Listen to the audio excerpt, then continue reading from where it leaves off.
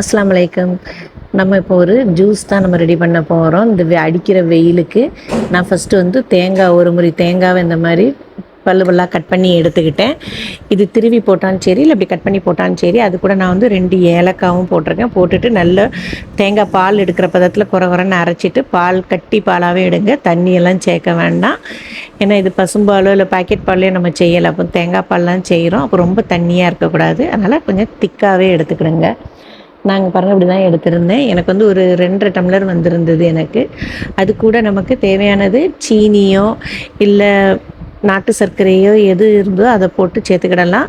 நான் வந்து இன்றைக்கி வந்து மில்க் மேட் இருந்தது, சரி அப்போ மில்க் மேடை போடலாம் அப்படின்ட்டு மில்க் மேட் தான் நான் யூஸ் பண்ணியிருக்கேன்.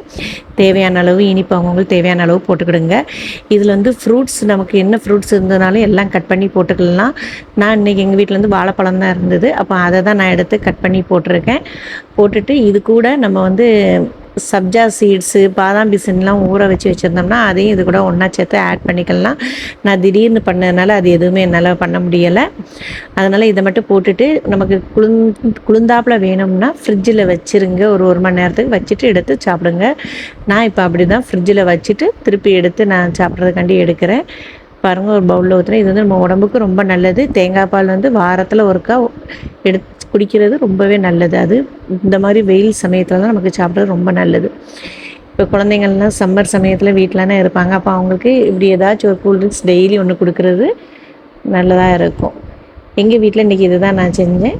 நீங்களும் ஒரு தடவை இது மாதிரி ட்ரை பண்ணி பாருங்கள். வீடியோ பிடிச்சிருந்ததுன்னா சப்ஸ்கிரைப் பண்ணுங்கள். அலைக்கும் சலாம்.